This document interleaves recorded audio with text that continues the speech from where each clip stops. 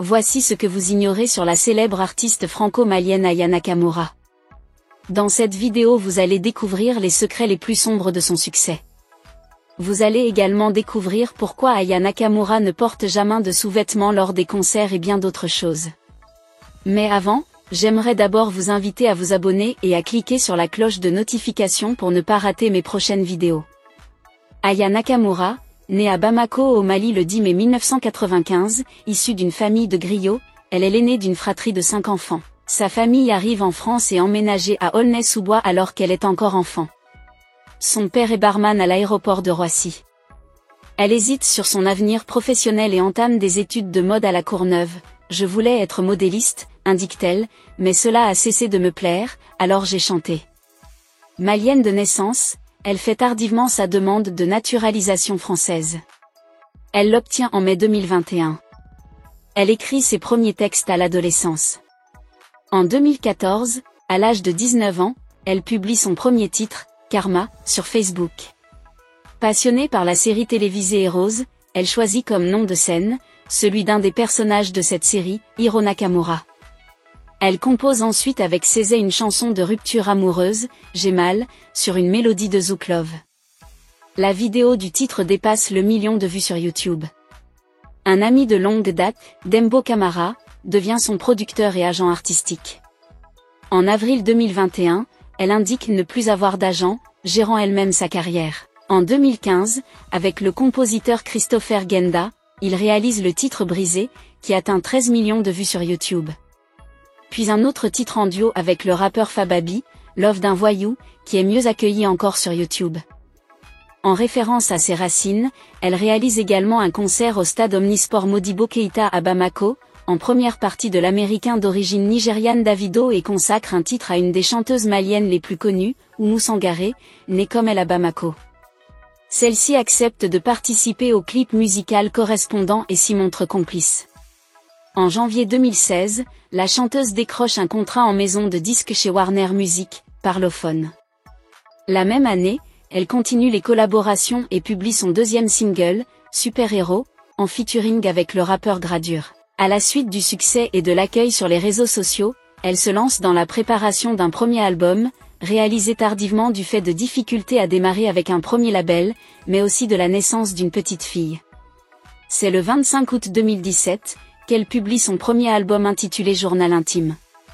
Elle ne dit rien de sa grossesse à sa maison de disques avant le 7e mois, sinon il ne m'aurait jamais signé, estime-t-elle.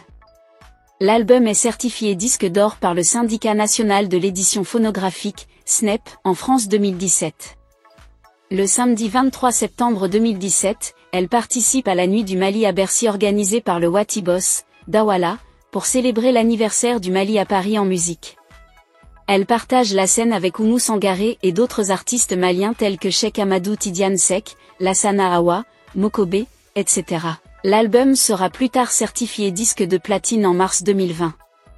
En avril 2018, Aya Nakamura sort un titre, premier extrait d'un futur album, intitulé Dja qui se positionne 2 semaines consécutives à la première place du top singles français et certifié disque de diamant. Le titre devient très rapidement un tube de l'été, et traverse également les frontières de la France, ou l'Afrique francophone, la Belgique et la Suisse. Il rencontre un franc succès aux Pays-Bas où pour la première fois une chanson francophone d'une artiste féminine prend la tête des ventes depuis 1961, époque où Edith Piaf avait déjà réussi cet exploit avec Je ne regrette rien. Le titre y est certifié double disque de platine selon l'organisme officiel, 3 fois platine selon le site web français Pure Charts. Dja est le premier titre en français depuis 2009 à atteindre la première place des ventes aux Pays-Bas, le dernier titre francophone fut alors On danse du chanteur belge Stromae. Dja est diffusé sur les radios allemandes, suédoises, roumaines et autrichiennes.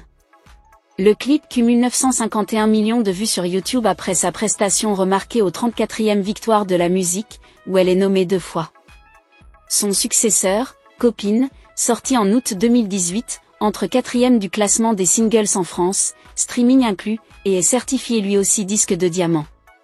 Le 2 novembre 2018, Aya Nakamura sort son deuxième album, intitulé Nakamura. Cet album fait connaître la chanteuse du grand public, une notoriété grandissante propulsée par des singles au fort succès commercial. Le 10 novembre 2018, elle participe à la 20e édition des Energy Music Awards au Palais des Festivals de Cannes, où elle est nommée dans 2 catégories, Révélation francophone de l'année et Chanson francophone de l'année avec le titre Dja Dja. Le 3e single de l'album est le titre La Dot dont le clip est sorti le 19 décembre 2018. La Dot est certifiée single de diamant. Le 4e single de l'album est le titre Pookie, certifié single de diamant. Fin juin 2019, a lieu la 19e édition de la cérémonie américaine BET Awards où elle est nommée dans la catégorie meilleure artiste internationale, elle y représente la France aux côtés de Dossé. Elle devient alors la première artiste féminine francophone à être nommée dans cette catégorie, elle est pour l'instant toujours la seule. Le 25 octobre 2019, Aya Nakamura sort une édition de luxe de Nakamura avec 5 titres inédits dont le single Soldat sorti quelques mois plus tôt. Le 3 janvier 2020, il est annoncé que la chanteuse se produira au célèbre festival Coachella. En juin 2020, la jeune femme dévoile un remix de son tube Dja Dja, en collaboration avec le chanteur colombien Maluma. Celui-ci a été visionné plus de 50 millions de fois sur YouTube. L'album est officiellement certifié disque de diamant en France avec plus de 500 000 ventes. Il est également certifié disque de diamant à l'export, par le CNM, avec plus de 500 000 ventes à l'étranger. Au total, l'album cumule 1,3 million d'unités vendues dans le monde. Au cours de sa carrière, Aya Nakamura a reçu de nombreux prix et distinctions, dont plusieurs trophées lors des Energy Music Awards. Elle compte des millions d'abonnés sur les réseaux sociaux et ses vidéos cumulent des centaines de millions de vues sur YouTube. Après une publication de la vidéo de la chanteuse malienne sur les réseaux sociaux après un concert, beaucoup de fans ont réagi par rapport à l'habillement de la star.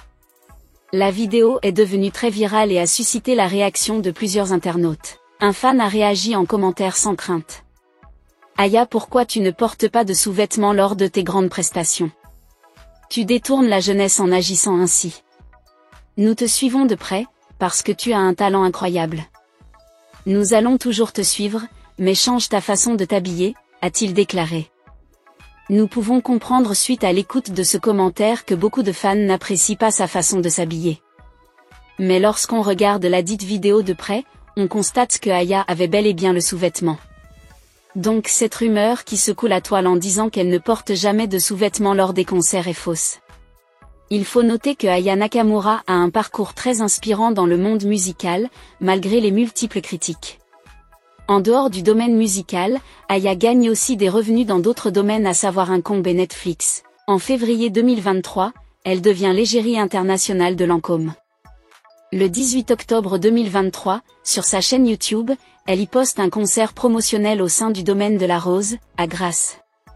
Le 1er octobre 2023, Aya Nakamura est annoncée comme nouveau membre du jury pour la 3e saison de l'émission Nouvelle École sur Netflix.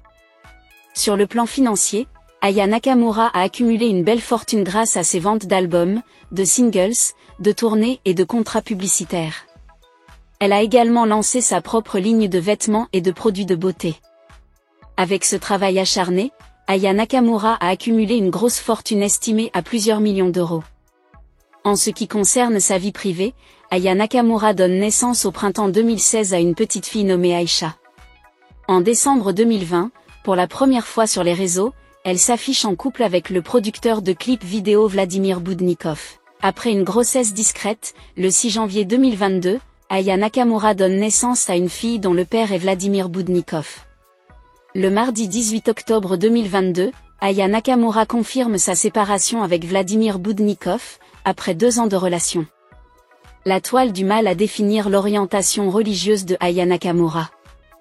Elle est également réservée sur sa religion et sa relation avec l'Afrique. Cependant, elle continue de revendiquer ses origines maliennes et de mettre en avant ses racines africaines à travers sa musique et son style. Avec cette discrétion sur ses croyances, beaucoup disent que l'origine de son succès n'est pas simple. Aya Nakamura continue de mener une carrière florissante dans l'industrie musicale, en enchaînant les succès et en se produisant sur les plus grandes scènes. Elle reste une artiste incontournable de la scène musicale française et internationale. Si ça vous a plu, n'hésitez pas à vous abonner et à cliquer sur la cloche de notification pour ne pas rater mes prochaines vidéos.